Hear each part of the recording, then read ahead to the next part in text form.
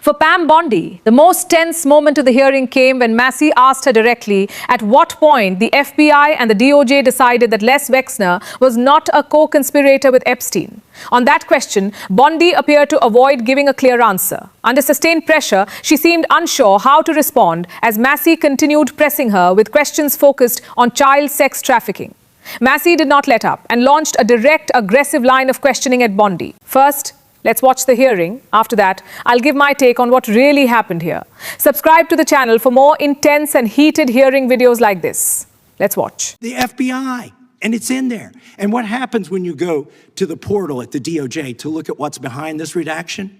Another redaction. So we can't even see them. And then there's some of these files you've pulled down from the website that we will never see because we can't search the redactions.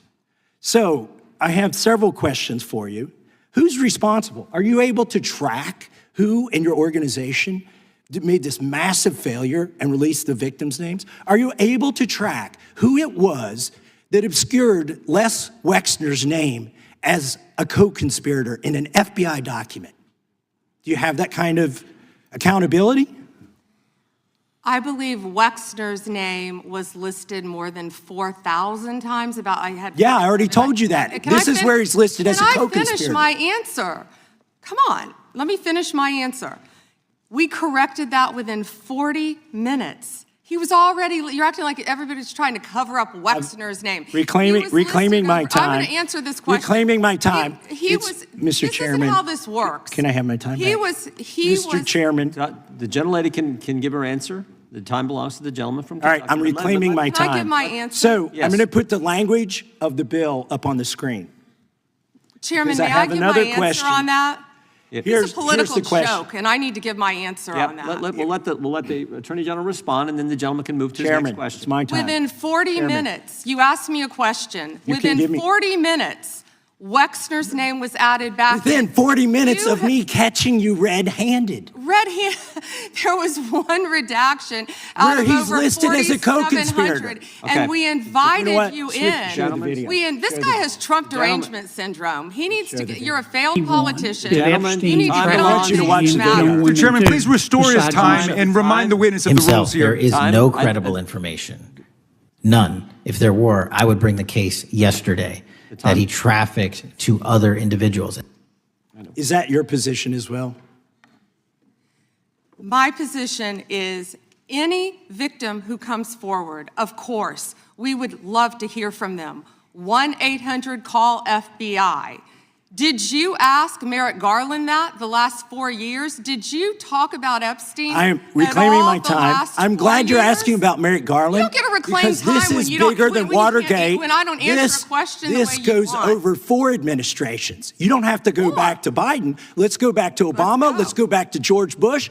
This cover-up spans decades, and you are responsible for this portion of it. And that's now, where the I want to know at what point did the FBI and the DOJ decide that Lex Wexner was not a co-conspirator? Because our Epstein Files Transparency Act requires you, please put it back on the screen, please, to release the internal decision about whether to prosecute him or not, and it's not in the files, and it's not in the files for any of these other men. Time of the gentleman has expired. May she answer? And he's a hypocrite because he voted against the ban that we were talking about on deep fake AI porn. Only 2 people voted against it, and you were one of them, hypocrite.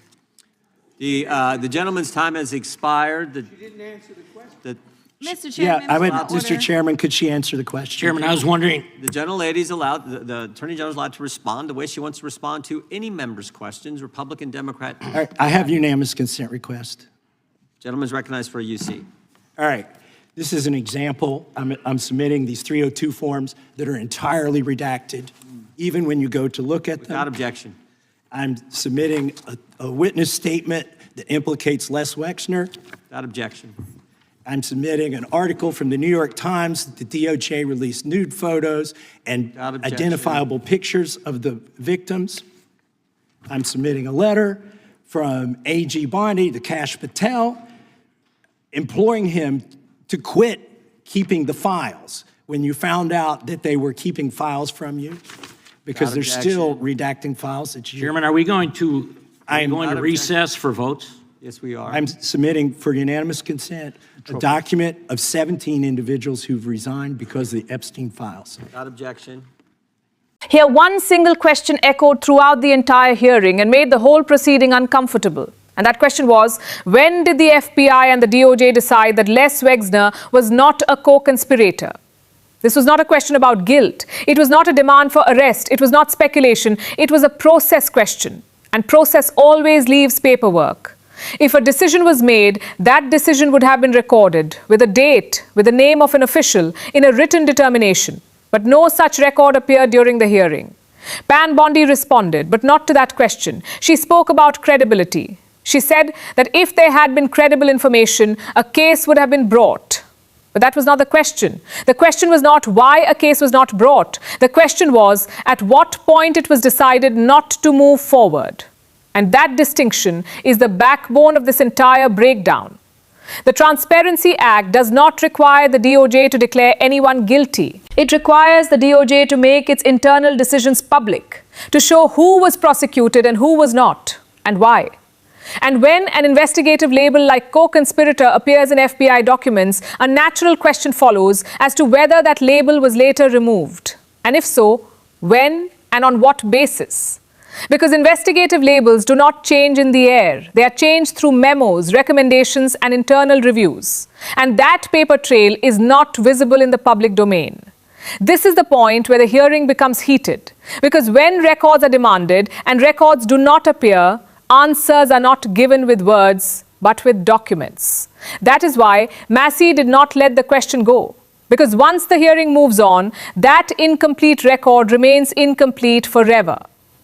Along with this core question, two additional points surfaced during the hearing that strengthened this breakdown. The first concerned victims' names, where it was revealed that victims' lawyers had clearly instructed the DOJ which names should not be made public.